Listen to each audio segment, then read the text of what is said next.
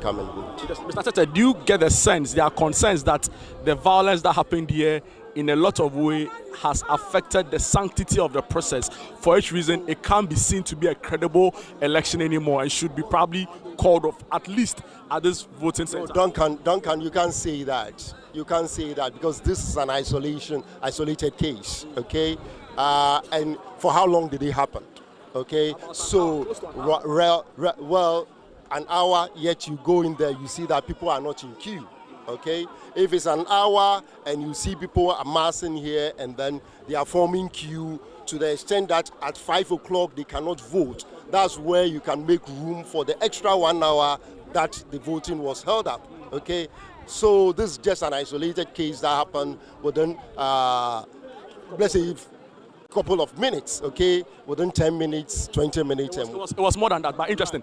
So my issue is you cannot raise issues about the credibility of these elections. So at least at this polling center. No, but at the end of the day, calm has been restored. Your officers literally had to run for their lives. Of course, when violence is taking place, you must protect yourself first, okay? Then you come back, and you can see the police reinforcement here. So at the end of the day, let's see what happens. You have been in there. Have they reported any missing ballots, any disturbances, or have they? I mean, is the ballot intact? You have been in there. Well, I went in there and then I asked questions as to whether all the materials are intact. I even looked at the pin sheets, okay, to make sure that a critical document at this point is there. The ballot box is there. It has not been taken away. Ballot papers are there. The BVD is also working perfectly. So let's allow things to flow. Do your officers feel safe working under this condition?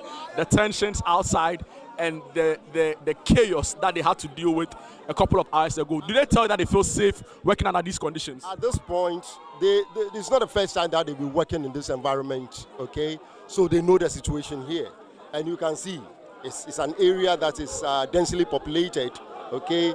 So I asked them and they felt they are fine. And I feel I'm also fine at this moment, so far as security reinforcement has been provided. Can you confirm to us if the MPP party agent has resumed post and is assisting with the voting exercise? Well, I asked him, I spoke to him personally, and he said there were two, but one had a pepper spray in the eye, so he has been taken away. And so I inquired from him whether the replacement is coming, and he said yes, he feels safe, yes. Finally, I want to ask you, just clarify for us, would voting at this particular center be extended? I'm talking about a deadline because of what we witnessed here. Duncan, like I said, I would like to re-emphasize what I said, okay? The stoppage or the held up for 1 hour or so didn't prevent people from running away or coming back in their numbers to be in a long queue to the extent that, and you know that in the electoral processes, the procedure is if you are here in the queue before 5, voting will continue. Right. So let's see how things, I think we have some couple of hours to go. So let's see how things. Thank you so much, Mr. Tetteh. I'm so grateful for your time. So you just heard Mr. Fred Tetteh, who is with the Electoral Commission, talk to us about happenings here. Now, according to him, he's been engaging some party of EC officials, and he says to me that they feel safe working under the conditions that they are working in.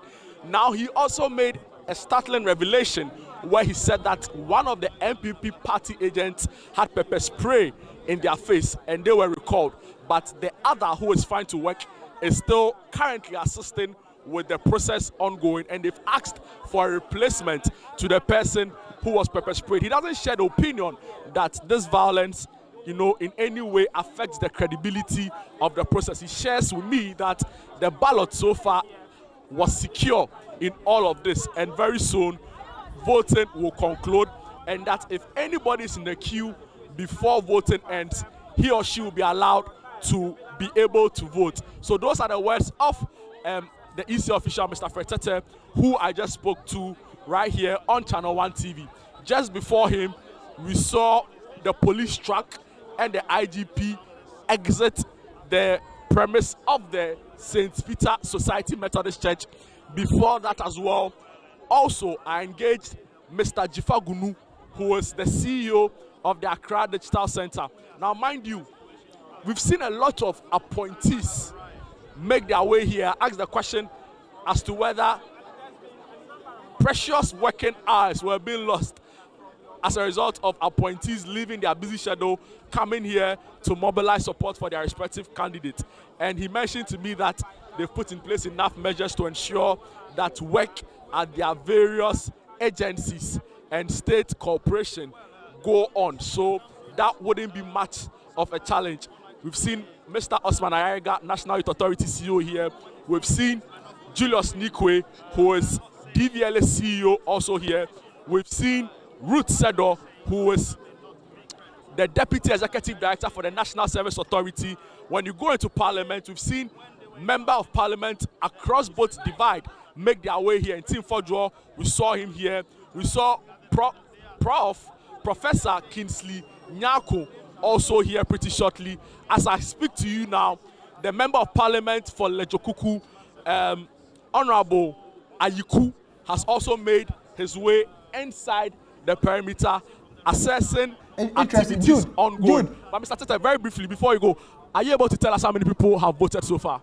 Do you know the number? I think I heard 166 out of 464. Interesting. So we are being told that 166 individuals have been able to cast their ballot out of a possible 464 persons who are expected to vote here. So it's been Jude, quite before you continue, Jude, before you continue, we see a military officer behind you. National appointees of this government have been seen here. We'll try and engage with as many of them as possible. But interestingly, aside of politics, one other aspect of all that's happening here is that business is booming. We've seen a lot of traders come here with their goods selling, and they seem to be cashing out on the situation. So that's been an interesting observation. But if you come to the hardcore issues around the election process so far, there's heavy police presence here. But we've also seen a military officer, even though we're told that the military would have no role to play in the election so far. I've spotted only one military official here, fully armed. We are not really sure his reasons for coming, because the defense minister earlier said to us that the military would have no role to play, and went on to even talk about the negative effects of what he describes as the militarization